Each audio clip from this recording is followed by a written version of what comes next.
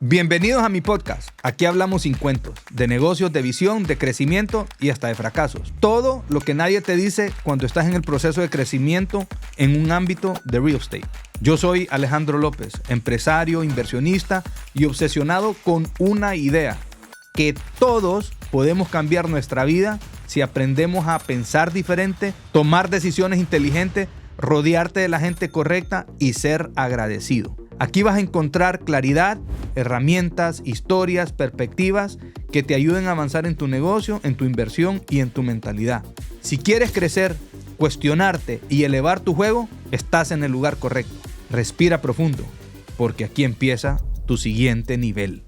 Bueno, señores, continuando con nuestras sesiones de real estate, hoy tenemos un tremendo invitado, una persona que tiene muchos años de experiencia, una persona de la que yo también he aprendido mucho, un compañero de negocios.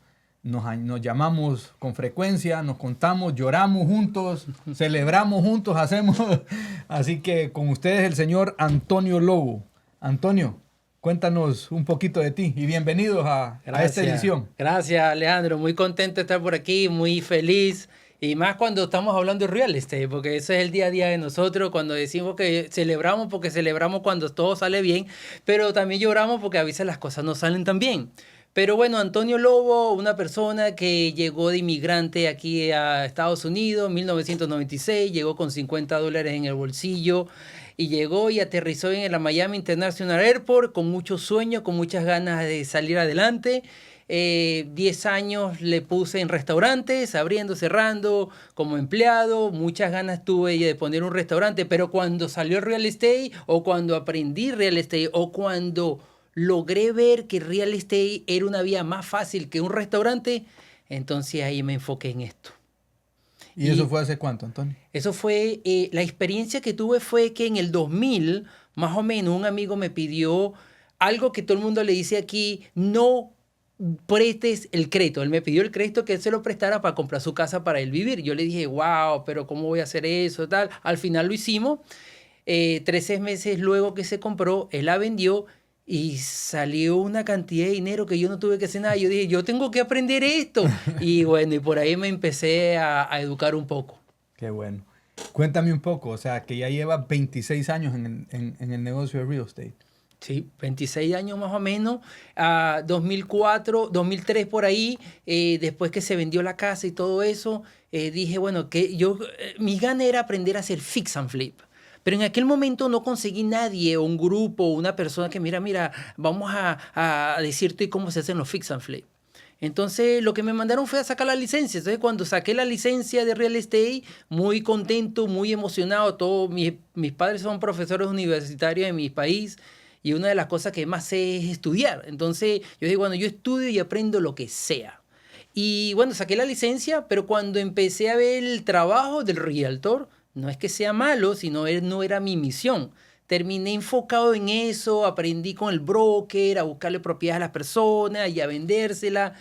Y por ahí llegó la recesión. Que la recesión fue la que dije, wow, ahora soy una realtor muy exitoso, pero muy quebrado, porque con la recesión lo que tenía era un montón de listing, pero ninguno se vendía. Sí, Entonces, ¿por qué? Porque el mercado cayó, las hipotecas quedaron ahí arriba del valor del mercado y los vendedores no podían vender. Entonces fue lo que llamamos la crisis.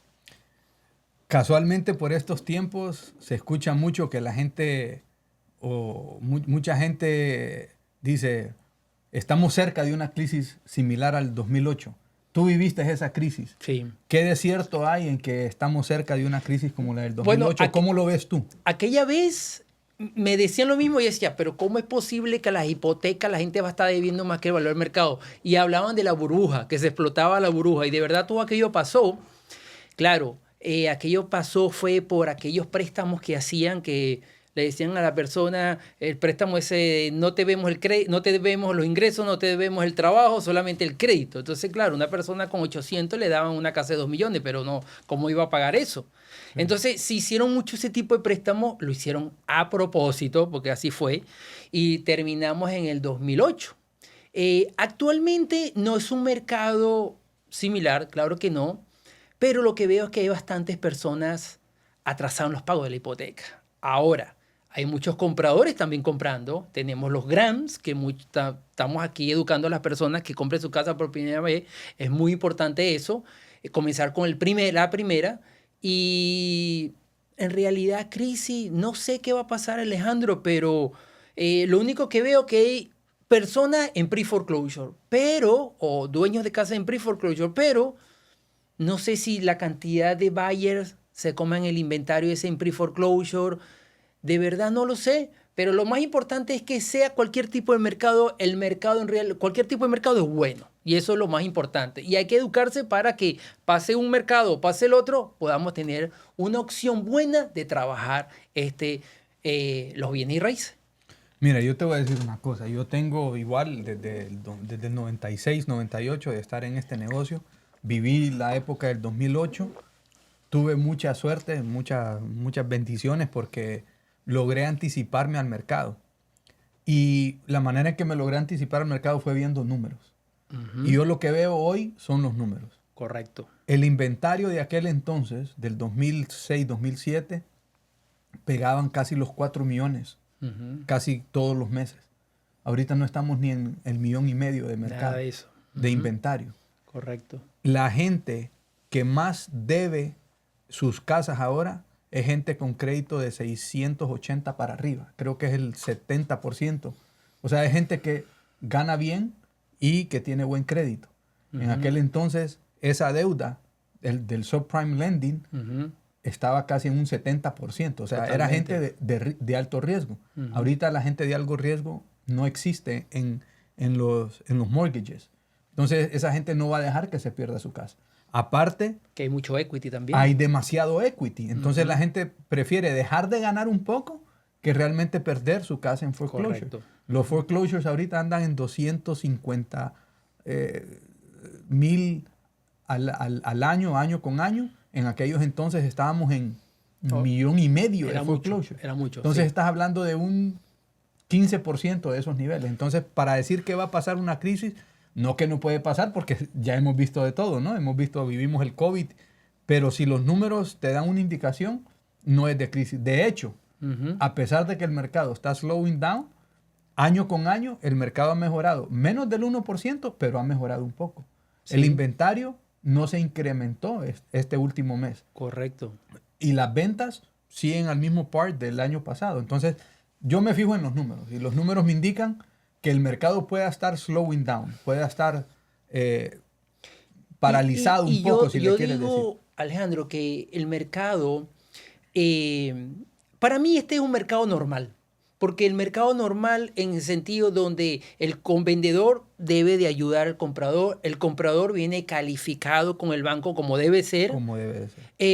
No le están diciendo al comprador, mira, págame más, o una fila de compradores que quién es el que me paga más. Correcto. Eso lo vimos después del COVID, y eso sí no era muy normal. Exacto. Y veo que los análisis que veo, que son poco como lo que tú dices en los números de los pre-foreclosure, muchos vienen del 2021, que fue el que pagó por encima, buscando una buena tasa de interés, pero en realidad real estate son números, como tú dices. Si los números funcionan, la propiedad va a funcionar más adelante. Y eso es lo que eso es todo en real estate. Como la otra cosa que la gente dice, bueno, que real estate es un negocio de casa, no es un negocio de personas. El comprador es una persona y el vendedor es otra persona. Entonces, la casa es el producto. La casa es el producto, correcto. Pero mira, hablando de los números y del negocio, ¿qué modelo de negocios en real estate crees tú que vale la pena keep an eye on? O sea, ¿qué modelo de negocios crees tú que vale la pena investigar para los ¿En las inversiones? En inversiones, sí. Bueno, mira, hay diferentes tipos de estrategias en real estate. Hay personas que tienen mucho tiempo que invertir en real estate. Wholesaling es algo muy bueno porque no se necesita dinero, solo buscar propiedad en descuento, poner esa propiedad en descuento y, vamos a decir, asignar esa propiedad a un comprador final, que es el que de repente va a ser el landlord o la persona que va a hacer el fix and flip. El segundo es fix and flip, que es un poquito más de riesgo porque compramos la propiedad, la mantenemos, la arreglamos y la vendemos. ese digo que también es riesgo porque ahí de verdad que 100% son los números. Si no compramos bien y nos apretamos con esa compra y salen cositas en la construcción, entonces terminamos no ganando lo que queríamos ganar. Y luego viene lo que es el ingreso pasivo, que el ingreso pasivo son el buy and hold, que son las rentas, ya sea a corto tiempo, que son los short de renta, los Airbnb, o a largo tiempo, que son los leases de 12 meses. Y luego de ahí, más adelante, cuando ya la gente está un poquito cansada, ya se ponen como Harmony Lender. Son los lenders que, bueno, dicen mucho. Yo conozco muchos landlords que tuvieron muchas propiedades y después vendieron todo eso y lo que hacen solamente es lending money, a prestar dinero, porque solamente los intereses. Entonces, también hay otro tipo de estrategias muy interesantes, como por ejemplo los multifamiliares, que estamos en los buy and hold, que es comprar la propiedad, un edificio, varias unidades, más de 5 unidades, y por ahí muchos me preguntan, Antonio, ¿qué es mejor, tener muchas casitas o tener un multifamiliar? Depende, hay beneficios en muchas casitas y hay desventajas, y igualmente en los multifamiliares hay ventajas y hay desventajas. Lo bueno de la ventaja del multifamiliar es que están todos en un mismo bloque y trabajamos solo en el mismo bloque. La desventaja es que si el inquilino de la unidad número 1 pelea con el de la número 2, hay que meterse. Mire, no peleen porque mejor mantengamos la concordancia. Si tengo un single family home y mi inquilino pelea con el inquilino del otro lado, a mí no me importa porque el otro lado no tiene nada que ver conmigo. Entonces, y muchas cositas así. Así que, de verdad que wholesaling, fix and flip, buy and hold y lending money, por eso es que eso es un amplio campo, pero eso es lo que es. Si tú estuvieras viendo y dices, yo quisiera meterme en real estate, ¿qué cosas tuviera que considerar yo para meterme a hacer wholesaling?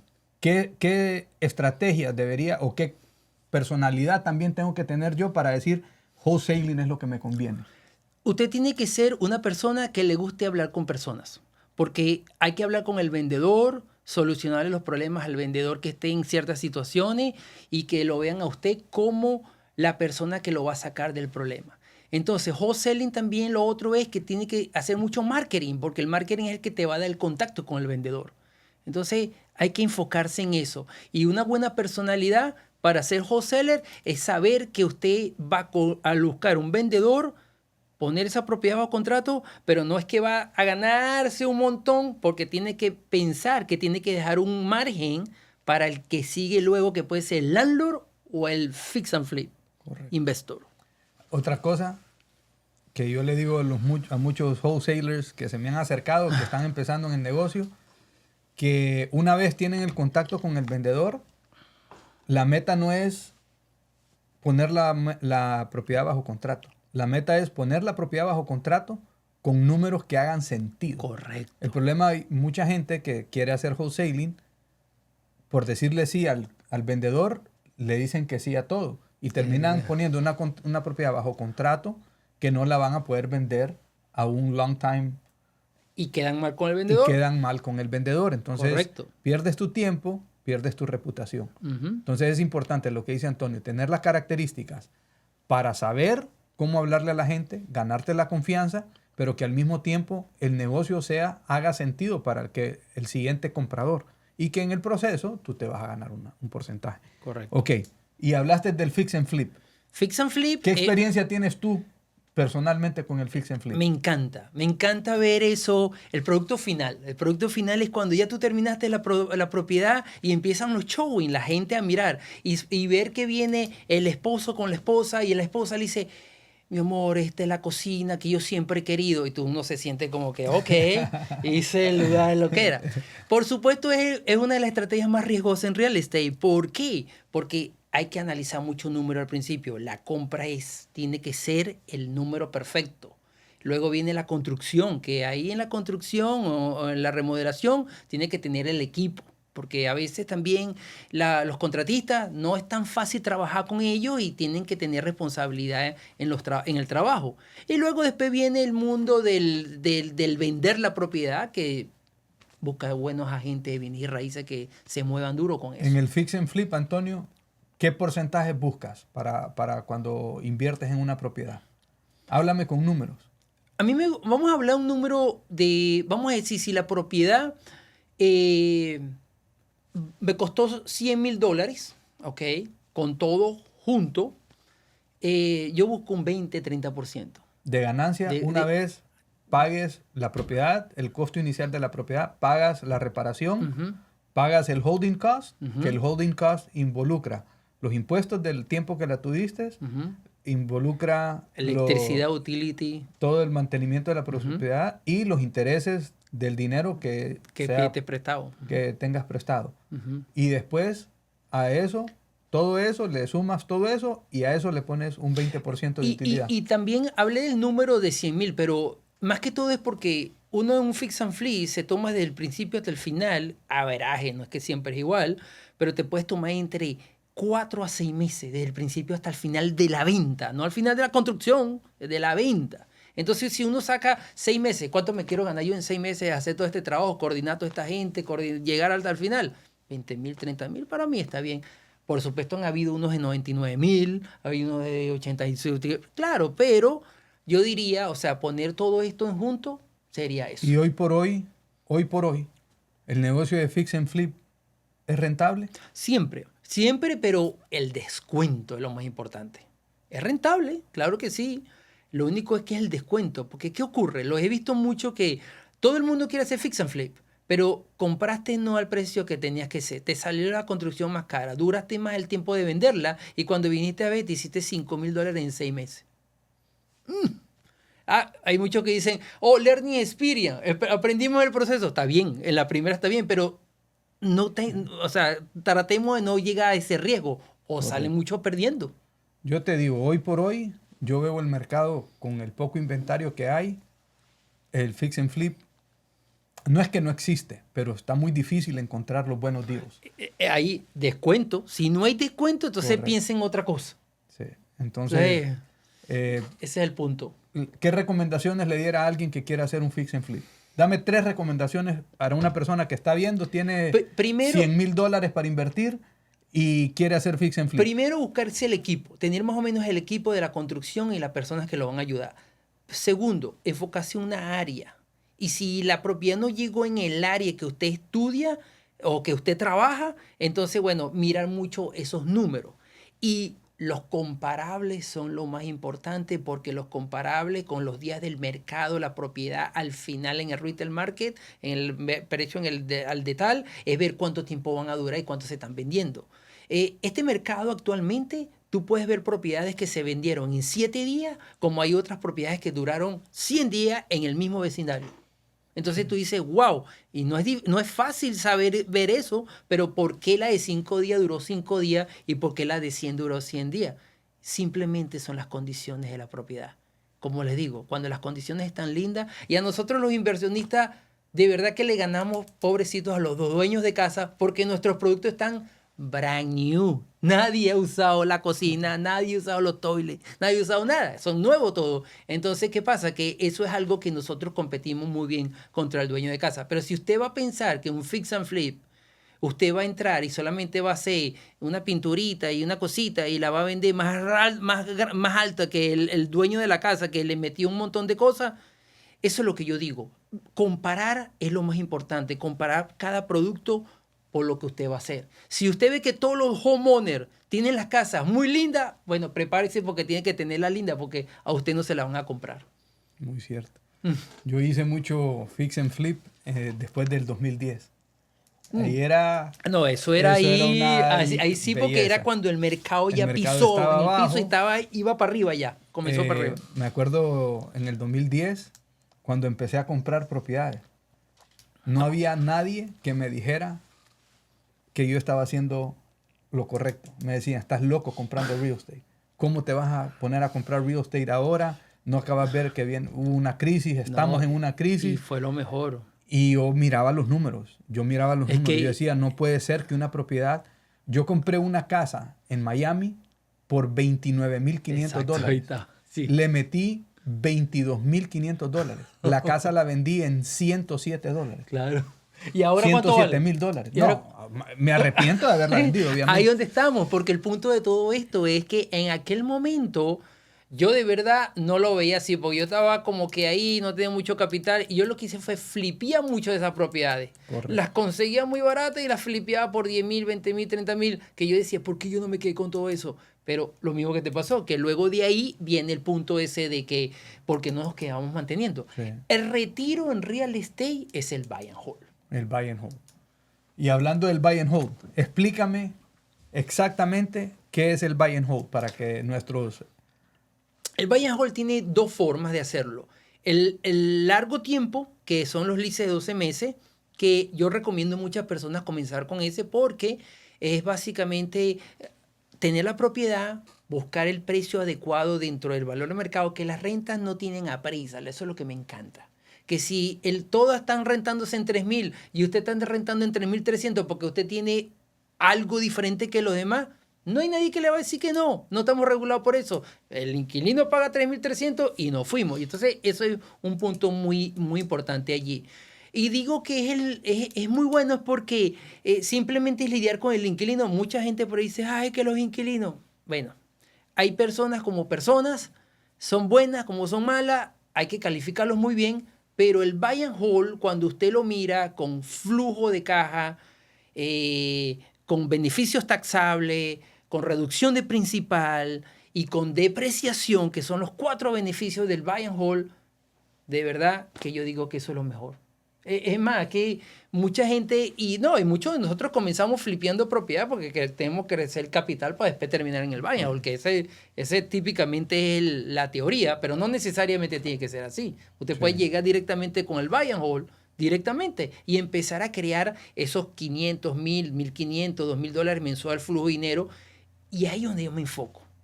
Yo me enfoco en cada mes buscarme otro buy and hold que me dé un flujo de dinero, sea lo que sea, porque eso sigue estando para el resto de la vida cada día que el inquilino me pague.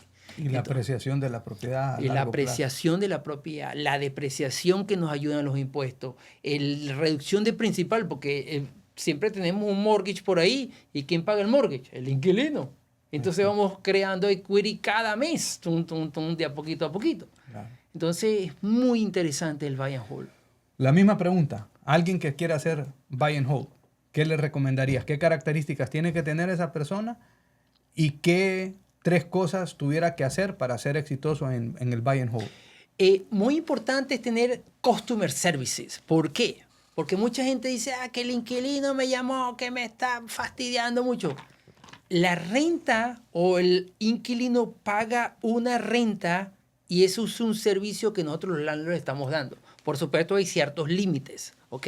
Y digo que tiene que ser customer service porque uno tiene que atender al inquilino bien. Mire, está bien, se le dañó hoy, bueno, cuando venía, una inquilina me dice, no, que la lavadora no está botando agua. Yo llamo al señor y el señor, mire, va para allá, le doy el número de inquilina y ya, arreglado el problema. Entonces, tener esa coordinación es lo más importante. Entonces, hay que ser muy amigables con las personas y buscar y tener esa visión de que de a poquito vamos a llegar a lo grande. ¿Por qué? Porque si usted pone $500 ahorita, un solo $500 al mes, bueno, $500 o 1.000, vamos a ponerlo 1.000, un número redondo, pero 1.000. Y si usted multiplica eso por 30, ya son 30.000. Y por 40 son 40.000. Entonces, mire al final de la vía. Entonces, muchos de nosotros no tenemos esa capacidad como me pasaba a mí. Antonio, ¿tú quieres ahora $20.000 con esta propiedad vendiéndola o tú quieres $1.000 mensual por los próximos 5 años con esa misma propiedad? Entonces, yo me iba por los 20.000. Claro. Pero no, hay que pensar de la otra forma. Entonces, característica, customer service y pensar en grande a largo tiempo. Correcto. Yo vivo prácticamente ahora del buy and hold. Yes. He comprado. I love that. La mayoría de nuestro portafolio son casas que hemos comprado a través de los años y ahora mi mentalidad es comprar sin vender. Obviamente no es fácil. Claro. Obviamente no es para el primero que se te ocurra que vas a comprar 50, 60 propiedades. Bueno, si tienes la plata, pues bendecido eres y qué bueno que las puedas comprar. Claro. Pero, como le digo yo a todo mundo, de las 50 y pico de propiedades que tenemos, toda empezó con una. Claro. Compramos una. Por medio de esa, le agarramos el sabor, le agarramos la técnica, aprendimos y fuimos a la siguiente. Y después a la siguiente, y después a la siguiente, Correcto. hasta el punto en que vas agarrando experiencia, vas cada vez, cada transacción te va haciendo más experto, no porque eres más inteligente, sino que porque vas teniendo más experiencia en cada situación, con los inquilinos, con los contratistas, con los sistemas. Ahora, los sistemas son increíbles. El sistema que usamos los dos, me encanta, me encanta. Ahí centralizamos todo, desde el contrato, el pago de la persona, las comunicaciones. La comunicación, las reparaciones, todo se va simplificando. Pero bueno, todo eso es un proceso, como en todo en la vida, todo tiene que ser un proceso. Nadie nace aprendido y en el proceso van a haber errores. Me acuerdo una de las casas de Cooper City que compré, la compramos a muy buen precio, era un 3.2 o 3.1, no me acuerdo. La compré en 307. Esto fue hace 5 años. Tremendo precio en Cooper City, tú sabes, claro. Una casa, su patio, Voy con el contratista, hacemos los números, pero estábamos súper llenos de trabajo en ese tiempo. La reparación, había que cambiar unas ventanas, reparar unas cosas del techo, $65,000. Bueno, me parece bien, un contratista que ya había utilizado muchas veces, firmamos contrato, El tipo se tardó como 15, 20 días más, yo un poco molesto, lo que sea, pero terminamos. Okay. Llegamos pues a hacer la inspección, un contratista de confianza, ya no fui yo a hacer la inspección, mandé gente. Bueno, alquilamos la casa. Los clientes van a conectar sus cosas. No funcionaba nada. Y aquí, ¿qué es lo que pasa? Que no sé qué, llamamos al contratista perdido. El tipo que nos había hecho un montón de propiedades, se perdió del mapa. Y bueno, entonces, si es problema eléctrico, llama al eléctrico. El tipo va, el tipo no había puesto un cable. Uf, imagínate. Con los inquilinos me ha tocado mandar a hacer toda la electricidad. Que rompe paredes. Y le digo, mira, si este tipo hizo eso en la electricidad, antes de que los clientes salten, revísame la plomería. No te puedo explicar el problemón que nos había dejado. Y con los inquilinos adentro. Con los inquilinos adentro. Yo sé. Me tocó darle 2 meses sin pagar por toda por los daños. Por los daños hemos descubierto la tubería. Sí. No, un tremendo problema. Eso pasa, sí, eso pasa. Entonces, y estás hablando que ya yo con 25 años de experiencia en el negocio, y me ha costado $40,000 reparar todo lo que el tipo me dejó mal. Entonces, siempre hay uno que es más largo que nosotros. Sí, pero ahí está la casa. La casa tengo invertida $400,000 y la casa vale arriba de los $600,000. Y está produciendo. La belleza del real estate, que hasta esos errores te deja hacer, igual te deja margen. Es impresionante el real estate. Se levanta uno. Se levanta. Entonces, lo que dice Antonio, el equipo es hiper importante. Claro. Eso lo decimos siempre acá, que el equipo es importante. Así que el buy and hold, yo lo mantengo cerca porque pues es realmente lo que nosotros... El retiro en real estate. Nosotros vivimos y todos los días. Imagínese usted que usted tenga $5,000 mensual de gasto fijo de su familia, sus casas y todo eso. Y que llegue al punto de que tenga 5 casitas que le produzca $1,000 cada una, 5,000, ya usted está en otro nivel. Porque ya usted no está corriendo allá afuera para pagarle la luz, el morgue, esto y lo otro. Todo eso que pagamos mensualmente nosotros, eso no los pagan los inquilinos. Entonces, pensar así es lo que yo le digo, la característica que uno tiene que pensar como landlord es esa. Ahora, estamos hablando de long-term rental, pero está el negocio de short-term rentals, que son los Airbnbs y los... Háblame un poquito del short-term rental, que tú tienes experiencia en eso. Short-term rental es la estrategia. Hablan por ahí de Airbnb, pero Airbnb es la plataforma, ¿ok? Hay muchas más plataformas, bastante muchas más, dependiendo de lo que usted quiere, de qué guest quiere usted buscar, de qué invitado o qué inquilino quiere usted buscar. Los short-term rental son muy buenos, pero eso sí ya entra un poquito más de... management, de mantenimiento, de estar bien enfocado en eso. Por supuesto, el comienzo es un poquito más duro que el tradicional buy and hold, porque hay que amueblar, hay que dejar aquella casa pues mejor que la casa de uno mismo, que no falte nada. Entonces, hay que ser creativo también, porque los short term rental te pueden dar 3 veces más de lo que te da el tradicional long term buy and hold, pero lo que ocurre es que hay que estar encima de eso, hay que estar muy pendiente de la limpieza, muy pendiente de todos los detalles, porque vienen los invitados y se quieren sentirse como en su casa y mucho mejor que en su casa. Entonces, por supuesto, la inversión es un poquito más porque hay que meterle los muebles, hay que ponerle los cubiertos, hay que ponerle todo aquello para que aquello funcione bastante.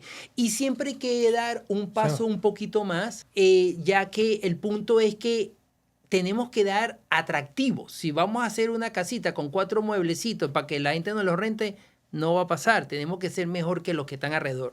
Entonces ahí también jugamos con los comparables. Tenemos que mirar quiénes alrededor tenemos short term rental, quiénes tienen los otros short term rental y cómo vamos a ser mejores que ellos. Pero en conclusión, mantenimiento. O sea, hay que estar bastante encima. Hay que tener un equipo siempre, porque lo de la limpieza, los managers, las personas que si usted no quiere manejar la plataforma, tiene que tener un host. Entonces tiene que estar enfocado mucho en todos esos detalles que son muy importantes. Los short term rental también a veces no dan las 3 veces que dan los long term. También tenemos que analizar antes de ir allá. Pero algo que yo digo es, si usted va a enfocarse en un short term rental, usted tiene que mirar como segunda estrategia el long term. Porque si llega a salir una regulación en el área, si le apagan el que ya no puede hacer más eso, porque eso ocurre, eso también puede ocurrir, usted regresa al long term y se queda tranquilo. Y que los números están, o sea que como inversionista de short term, sabiendo que vas a hacer short term, tú tienes que hacer los números pensando en que va a ser un long term. De segunda posición. ¿Qué significa eso? Uh-huh. Porque en el long term tú recibes menos de renta. Por decir, la casa la compraste en $350,000 y tú asumes que la vas a alquilar en $3,000. En el long term tú tienes que asumir que vas a recibir los $3,000. O sea, $36,000 al año. El short term te puede dar hasta 3 veces más. Correcto. Pero ¿cuál es el problema? Que no es constante. Entonces, los números a la hora de compra es mejor que los hagas con el long term rental, no con el short term rental. Si te funciona con el long term, entonces lo más probable que te va a súper funcionar para el short term. Y si no te funciona para el short term, tienes la prioridad o tienes la ventaja que puedes regresar al long term y no te afecta tu pago de mortgage, tu seguro y todos los gastos de la propiedad, ¿verdad? Y también los short term rental hay más gastos. Hay más gastos, correcto. Hay que pagar la luz, el internet, todas las cosas, todo. Ahí de y mantenimiento. La mayoría de gente que tiene short term rental paga un management fee para que sean ellos los que entreguen la llave, que ellos sean los que coordinen el equipo de limpieza, que ellos sean los que coordinen el posting en las redes de Airbnb, de HomeAway, de todas las plataformas que existen, ¿no? Antonio, del short term rental, ¿qué cosas en particular la gente no ve? ¿Qué gastos la gente solo dice, bueno, pero es que en Airbnb se alquila en $500 la casa y 500 por 30, esta casa de hacer $15,000 al mes? Ya, si $15,000 claro. Y el mortgage son $2,500, quiere decir que quedan $12,500.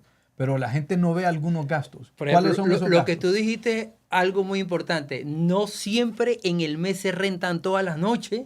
Entonces, una de las cosas que yo digo es calcular 20 noches rentadas y 10 vacías.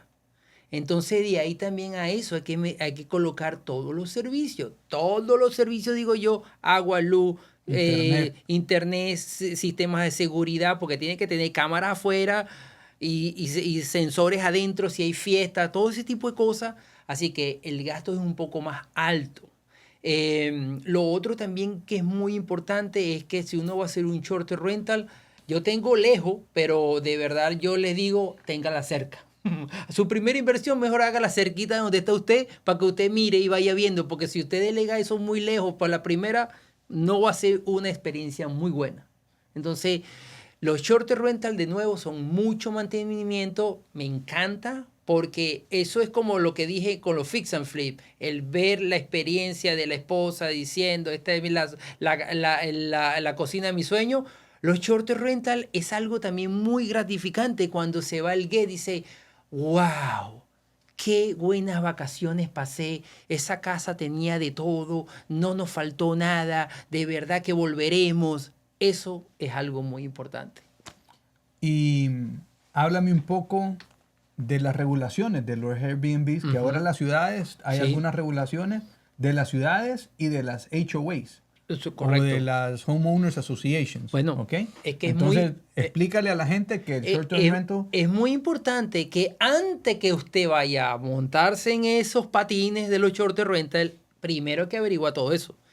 La mayoría de los HOA no acepta. La mayoría, no digo que todo. Yo tengo un short-term rental por allá en Kissimmee, pero es diferente, es al lado de Disney. Ellos aceptan. Entonces, vive gente por largo tiempo, long term, y viven también los short rental. Y estamos ok, y es una cooperativa. Entonces, la mayoría de los HOA, no. Las regulaciones de la ciudad también es otra cosa que tiene que ver, porque no es solamente los HOA, la ciudad también dice sí o no.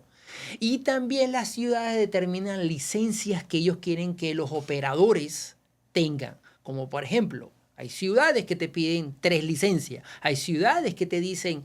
ok, para que usted rente todas las noches, o una noche, 2 noches, 3 noches, usted tiene que tener una licencia. Entonces, si no, usted tiene que rentar de 31 días o más. O sea, menos no.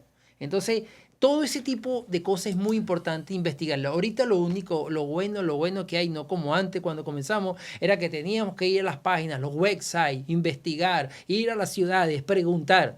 Ahora con la inteligencia artificial se hace mucho más fácil y luego ya es más fácil porque ya uno va a lo directo.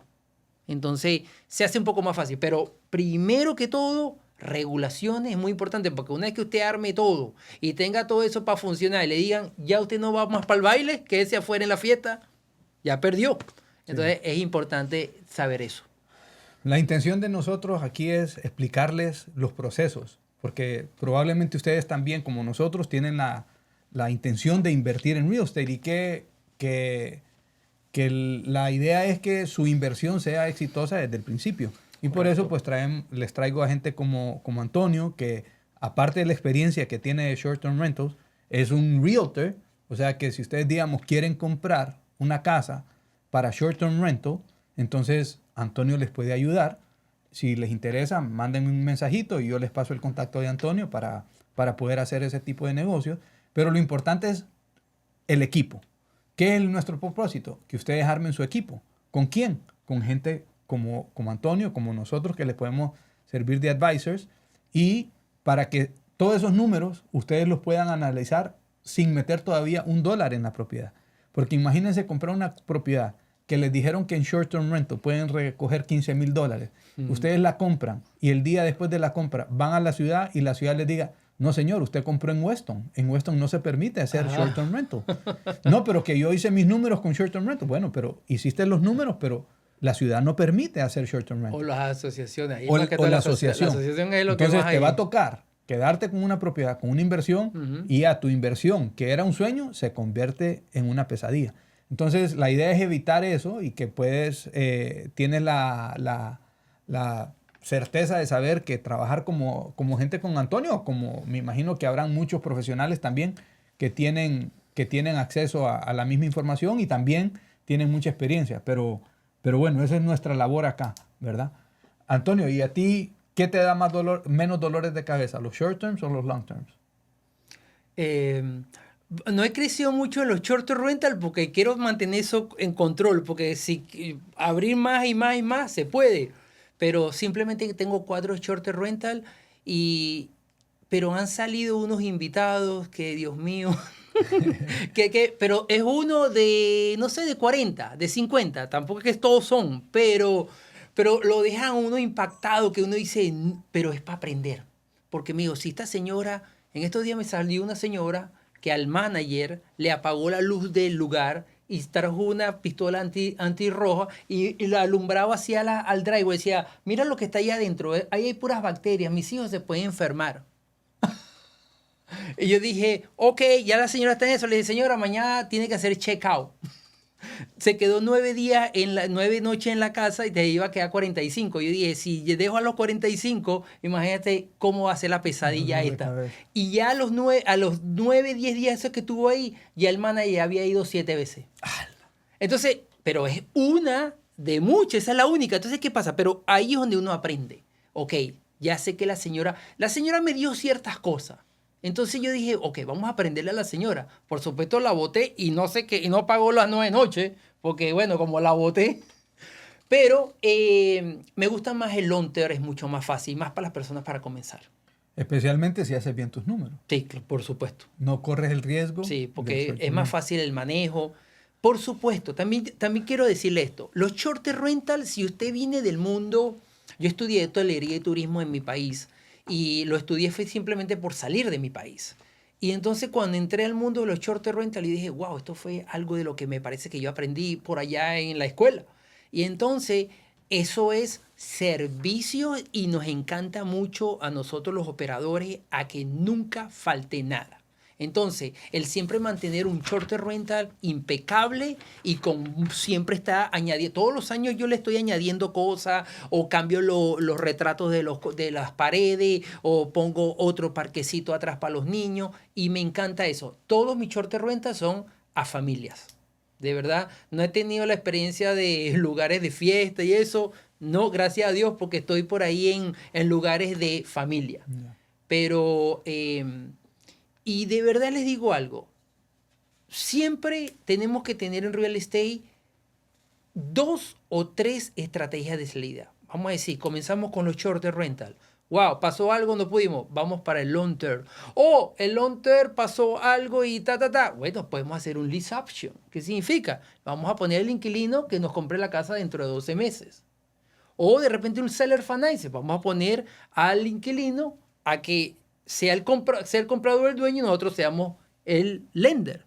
Y eso es lo que tenemos que aprender en real estate. Siempre estrategia de salida. Estrategia más, no quedarse con lo tradicional, sino que ser multi-resources. Porque mucha gente, yo voy a hacer puro fix and flip. Y si la propiedad no es para fix and flip. Entonces, la vas a pasar. No, eso tiene provecho. Vamos a ver qué hacemos. Entonces, hay que estar un poco abierto en este mundo del real estate. Antonio, uno de los problemas que tiene el long-term rental es cuando un inquilino no te paga. Ajá. Cuéntame cuál es el proceso de sacarlo y qué costos incurre sacar a un inquilino. Sí, yo trato de manejar eso de tal manera de llegar a mucha comunicación con ellos. De decirle, bueno, mire, antes que entre le digo, mira, aquí vamos a estar casados 12 meses. Y si usted quiere seguir, vamos a seguir 12 meses juntos. Entonces, cualquier situación que usted pase por el camino de no poder pagar, déjeme saber. Porque de esa manera nos podemos ayudar. Entonces, ¿qué ocurre? Ya sabemos que si el inquilino no se comunica, no pagó y no se comunica y no paga y no se comunica y no paga, tenemos que llegar al proceso del eviction. Pero no lleguemos a esperar tanto tiempo, porque si esperamos 30 días se nos une un mes con el otro. Yo digo que no puede pasar más de 10 a 15 días. Y ahí es donde uno empieza el proceso del eviction. ¿Qué es un eviction? Simplemente un proceso que uno hace para un desalojo de una propiedad con la corte respectivamente del condado donde está la propiedad.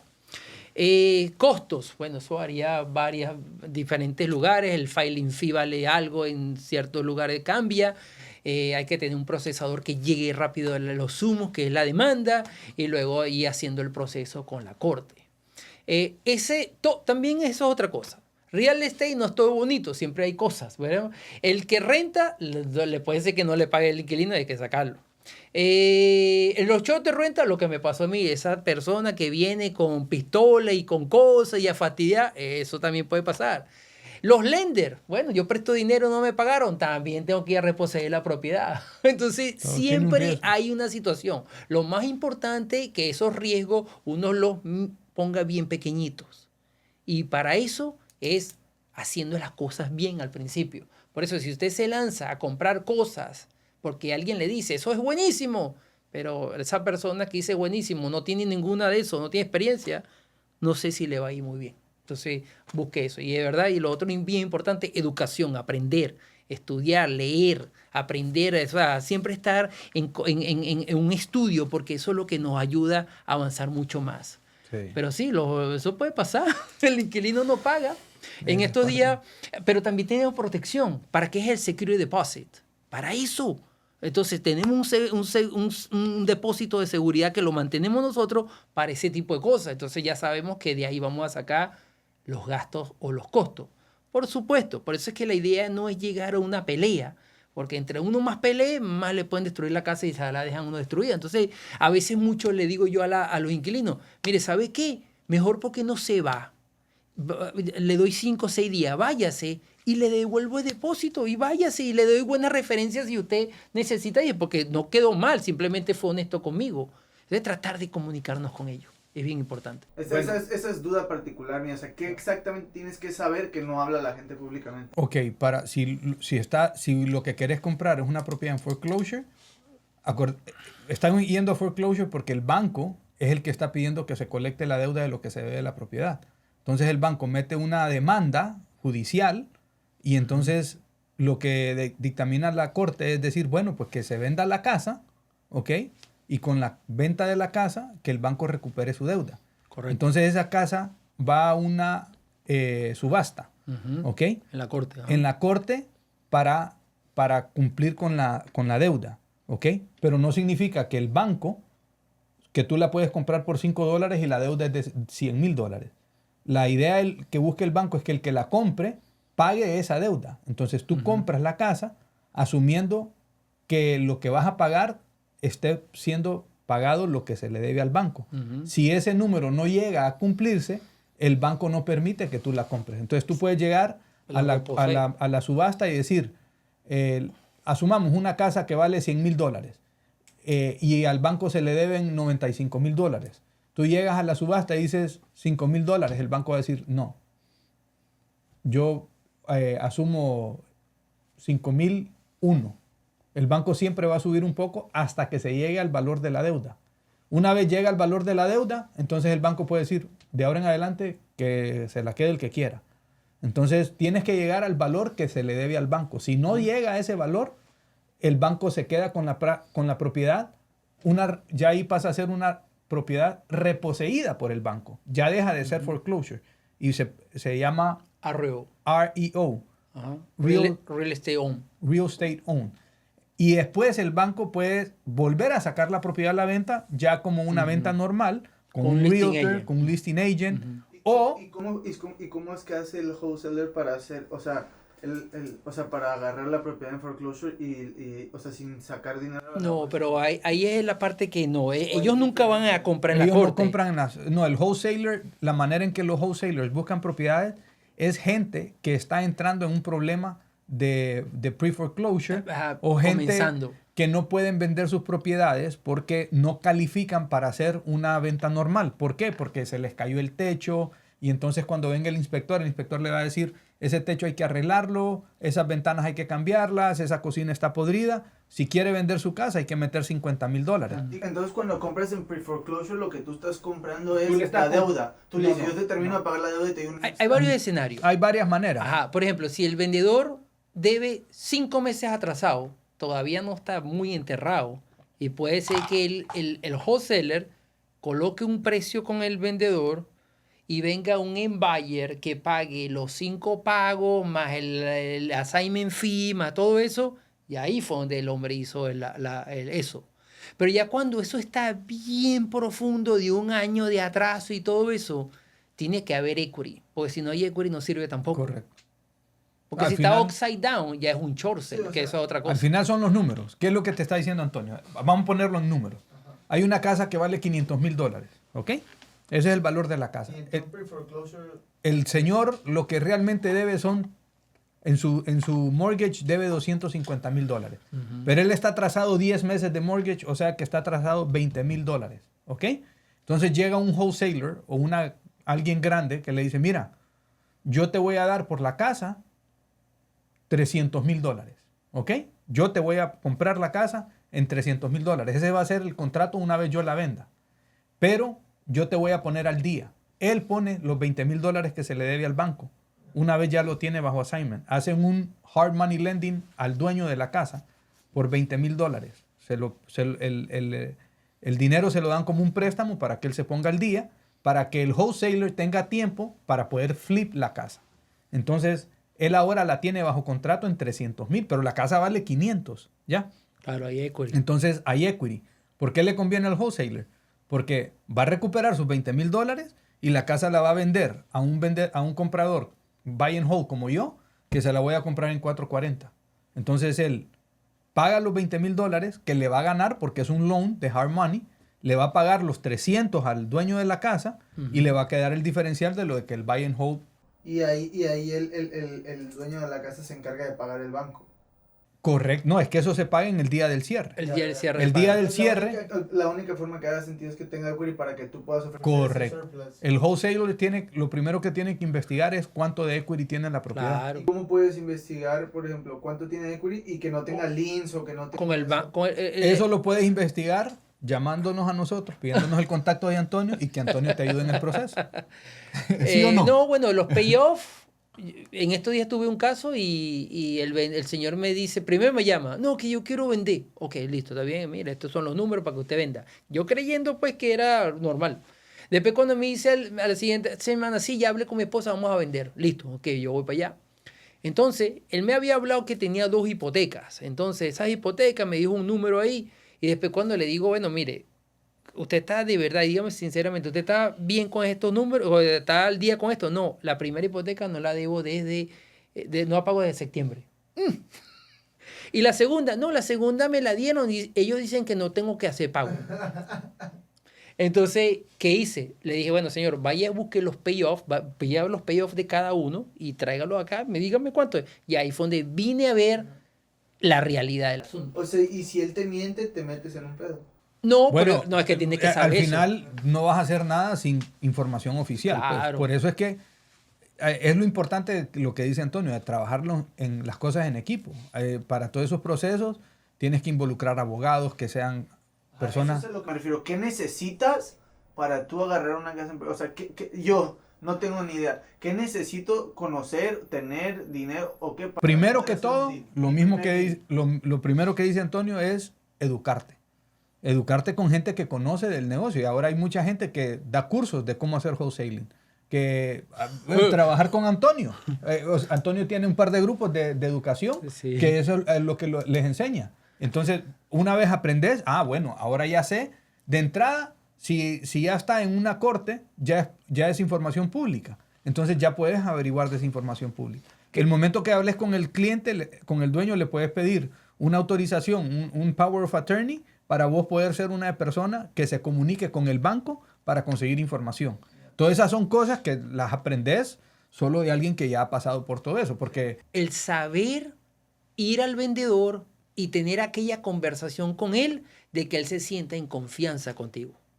Porque es la casa de ellos no le van a dar el castillo a cualquier persona que no sepa. Correcto. Y si tú no llegas, yo te la compro. Pero es que tú no sabes ni qué es lo que estás comprando. Entonces primero es hablarle, educarlo, mire lo que se puede hacer y todo esto son 3 vías que usted puede caminar conmigo. O sea, usted decida cuáles son las 3. Entonces, es eso, más que todo es la conversación. Pero es que la conversación no se crea si tú no tienes educación. ¿De qué vas a hablar tú si no sabes qué le vas a decir? Sí, bueno, es que la realidad es que con el tema de la economía ahorita habrá mucha gente que está en problemas de pagar su casa. Sí. Y la alternativa es poder venderla. Y para eso, pues, hay gente como Antonio que te puede ayudar en ese proceso, ¿verdad? Porque tu meta debería de ser, mi casa, que tanto he tenido, que tanto he cuidado, y tiene equity, tiene que servirme ahora como la solución a mi problema. Pero con el equipo correcto puede ser una solución, pero con el equipo incorrecto puede ser más bien detrimento al sueño que tú has querido convertir. Y si tengo problemas, tengo deudas y estoy desesperado y no sé qué hacer. Si tienes deudas, estás desesperado, pero tienes la casa y sabes que tienes equity, llámese a este señor que le va a ayudar a salir de todo ese relajo. Sí, le va a vender la casa y después le va a buscar alquilar la que usted quiere. Cosa que has hecho muchas veces, Esa ¿no? es la idea, Yo hago mucho propaganda, advertiser, para que me llamen las personas que están en pre-foreclosure, porque esas personas hay que ayudarlas, de verdad. Y y hay soluciones para ellos. No es que simplemente ya porque tengo 2, 3, 4 meses atrasado ya no puedo hacer nada y estoy ya a hacer algo malo en mi vida. No, hay solución para todo en real estate. Entonces este señor me llamó simplemente buscando cuánto él podía vender su casa. Fui con los números, se los puse en la mesa y él me dijo, bueno, mira, yo estoy divorciándome de mi esposa, entonces yo tengo que coordinar esto con mi esposa y yo te voy a llamar para que vuelvas y bueno, y hagamos lo que tenemos que hacer. Entonces, eventualmente a los 3 días me volvió a llamar y entonces ya yo me vine más preparado y le pregunté sobre las hipotecas. Porque él me había dicho la primera vez que tenía 2 hipotecas. Entonces él me dijo, yo ahí ya voy más que sean sinceros conmigo. Mira, en la primera hipoteca, ¿cuánto usted debe? Me dijo el número. Y me dijo, de paso, me dijo, y no pago la hipoteca desde septiembre. Entonces yo le dije, wow, ok, eso cambia un poquito. Y la segunda, no, la segunda fue como una segunda hipoteca que me dieron unas personas de San Diego, por allá de California, esta es la compañía, y ellos me dijeron que yo no tenía que hacer ningún pago de la segunda hipoteca. Yo dije, wow, esto debe estar, esta deuda elevadísima. Entonces lo que yo hice fue que le pedí a él que llamara a esos 2 bancos para que sacara un payoff. Y cuando a los 2 días, 3 días me lo manda, señor, de verdad que bien colaborador, porque me gustan los vendedores que colaboran, aquí está, y de verdad que él colabora porque él sabía que se estaba hundiendo. Entonces, si no colaboran, claro, se terminan hundir y se pierde la propiedad. Entonces me los dio y ahí, sinceramente, ahorita estoy en un proceso con él de vendérsela regularmente porque tiene un poquito de equity. La primera hipoteca, después del payoff, era $188,000. Y él debía 180. La segunda hipoteca, él me dijo que debía, que era originalmente 101 y cuando pidió el payoff, le dijeron que era 140, porque los pagos que no hacía se lo están acumulando y va creciendo la deuda. Entonces, él tiene una situación allí y entonces al final del día toda esa deuda junta era como 330, 335 y las propiedades se venden en 385.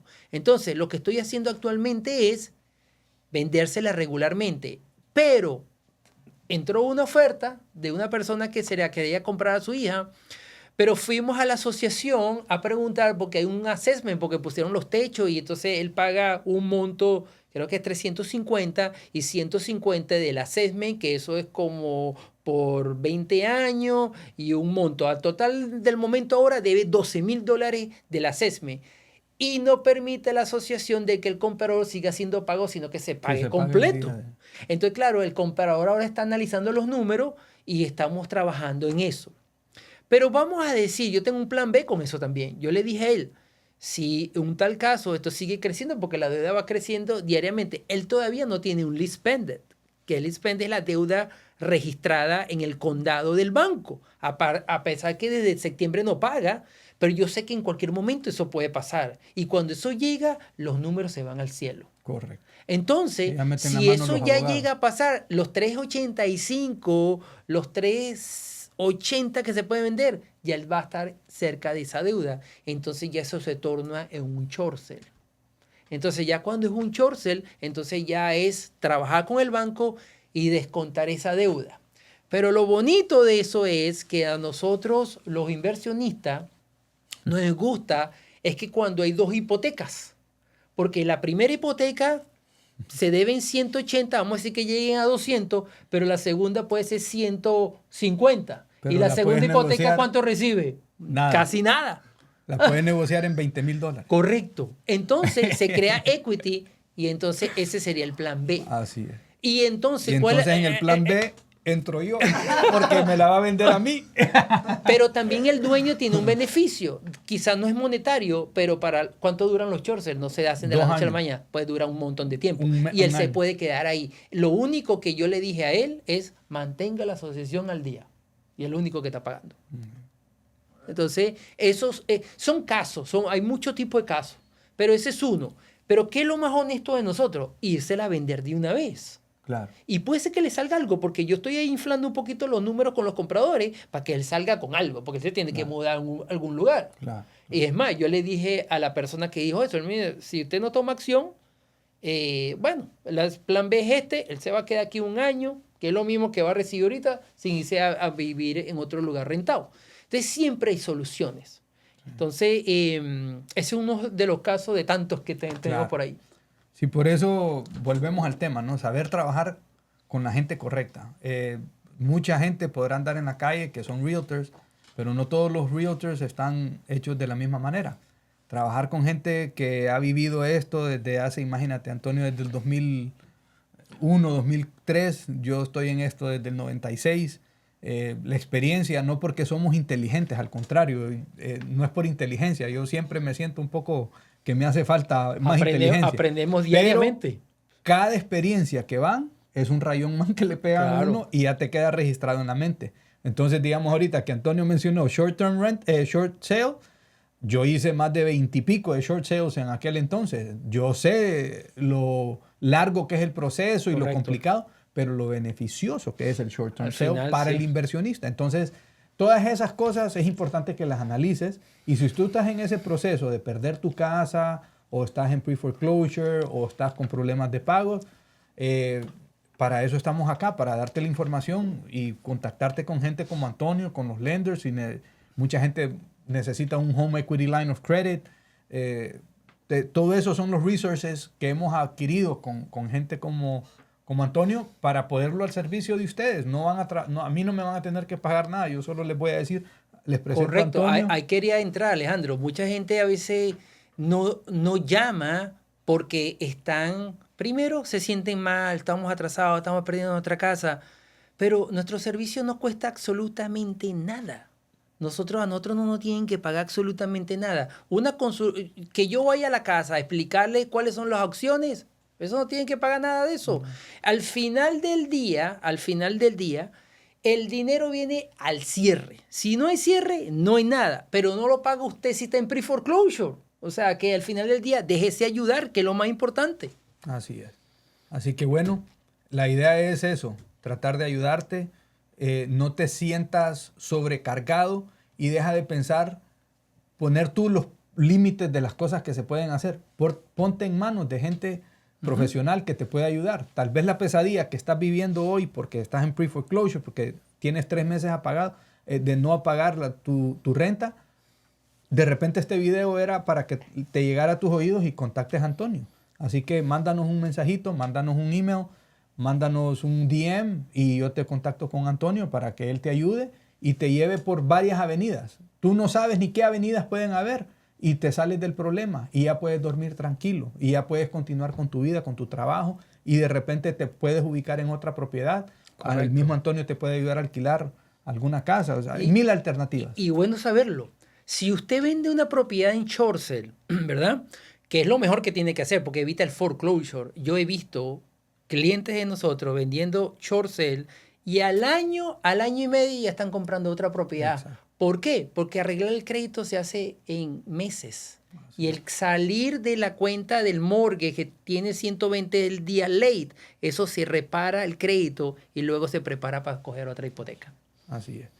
Bueno, pues con eso creo que hoy hemos terminado. Ojalá hayan disfrutado la información. Les vuelvo a decir, cualquier consulta, mándenos un mensajito, mándenos su email, mándenos un DM, mándenos su teléfono.